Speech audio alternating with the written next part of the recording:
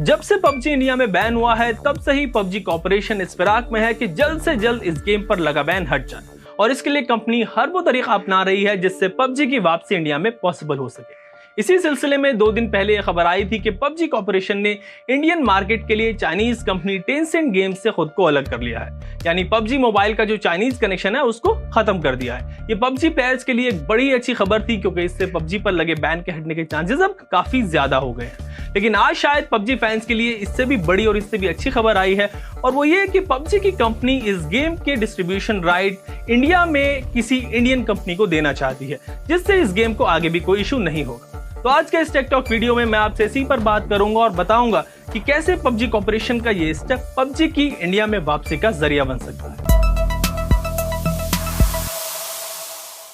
तो जैसा मैंने आपको अभी बताया कि पबजी कॉर्पोरेशन ने इंडियन मार्केट में खुद को चाइनीज कंपनी टेंसेंट गेम से अलग कर लिया है, और अब पबजी कॉर्पोरेशन जो एक साउथ कोरियन फर्म है वो इस गेम को इंडिया में पब्लिश करेगा। पहले ये काम चाइनीज कंपनी टेंसेंट गेम्स कर रही है। तो ये खबर सुनकर पबजी वाले एकदम मस्त हैं, और सही भी है, पबजी की वापसी के चांसेस अब बढ़ गए हैं। लेकिन जब पबजी कॉर्पोरेशन ने टेंसेंट को टाटा बाय बाय कह दिया इंडियन मार्केट के लिए, तो अब साउथ कोरियन कंपनी को जरूरत पड़ेगी एक ऐसे पार्टनर की जो इंडिया में पबजी के डिस्ट्रीब्यूशन की जिम्मेदारी ले सके, और इसी के लिए पबजी कॉर्पोरेशन एक इंडियन पार्टनर की तलाश कर रहा है। और अगर ये सवाल आपसे किया जाए कि पबजी के डिस्ट्रीब्यूशन के काम को सबसे ज्यादा सबसे बढ़िया तरीके से कौन सी इंडियन कंपनी देख सकती है, तो सबसे पहला नाम जो आपके जहन में आएगा वो होगा रिलायंस जियो। पबजी वाले तो ये कह रहे हैं कि भाई आपने फेसबुक से पार्टनरशिप कर ली, गूगल के साथ पार्टनरशिप कर ली, अब बस किसी तरह से पबजी के साथ कुछ जुगलबंदी कर लें और सारी टेंशन उनकी खत्म हो जाएगी। इसके लिए तो हर पबजी फैन एक्स्ट्रा 500 रुपए का जियो का रिचार्ज कराने को भी तैयार हो जाएगा। वेल, जोक्स अपार्ट, कुछ रिपोर्ट के मुताबिक हो सकता है कि पबजी कॉर्पोरेशन और रिलायंस जियो इंडिया में साथ आ जाएं